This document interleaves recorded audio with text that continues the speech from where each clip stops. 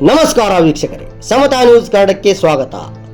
ಸನ್ 2026-27ನೇ ಸಾಲಿನ ಸವಸುದ್ದಿ ವಲಯ ಮಟ್ಟದ ಕ್ರೀಡಾಕೂಟಗಳ ಉದ್ಘಾಟನಾ ಕಾರ್ಯಕ್ರಮ ಶ್ರೀ ಸ.ಮ. ಪ್ರೌಢಶಾಲೆ ಬೆಂಡವಾಡ ಶಾಲಾ ಆವರಣದಲ್ಲಿ ಜರುಗಿದವು. ಈ ಕಾರ್ಯಕ್ರಮದ ಅಧ್ಯಕ್ಷತೆಯನ್ನು ಶಾಲೆಯ ಮುಖ್ಯೋಪಾಧ್ಯಾಯರಾದ ಶ್ರೀ P.M. ಕೊಟಬಾಗಿಯವರು ವಹಿಸಿಕೊಂಡಿದ್ದರು.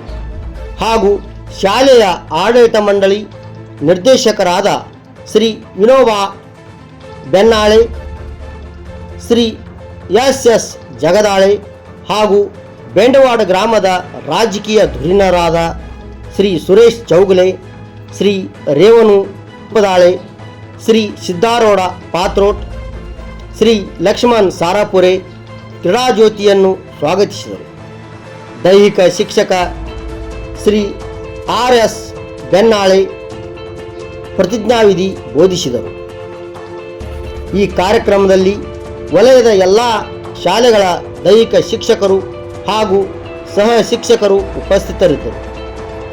ಈ ಸಂದರ್ಭದಲ್ಲಿ ಬೆಂಡವಾಡ ಗ್ರಾಮದ ರಾಜಕೀಯ ಯುವ ಧುರೀಣರೂ ಆದ ಶ್ರೀ ಸಿದ್ದಾರೂಢ ಪಾತ್ರೋಟ್ ಹಾಗೂ ಶ್ರೀ ಲಕ್ಷ್ಮಣ್ ಸಾರಾಪುರೆ ಇವರುಗಳು ಶಾಲೆಯ ಆಟದ ಮೈದಾನ ಅಭಿವೃದ್ಧಿಗಾಗಿ ಸುಮಾರು 50,000 ರೂಪಾಯಿಗಳನ್ನು ದೇಣಿಗೆ ನೀಡುವುದಾಗಿ ಆಶ್ವಾಸನೆ ನೀಡಿದರು.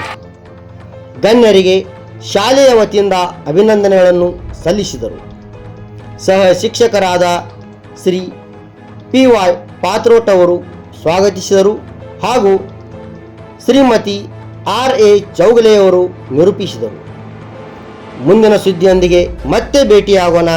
ಅಲ್ಲಿವರೆಗೆ ನೋಡ್ತಾ ಇರಿ ಮತ್ತು ಸಬ್ಸ್ಕ್ರೈಬ್ ಮಾಡಿ ಸಮತಾ ನ್ಯೂಸ್ ಕನ್ನಡವನ್ನು. ಮತ್ತೆ ಸಿಗೋಣ. ನಮಸ್ಕಾರ.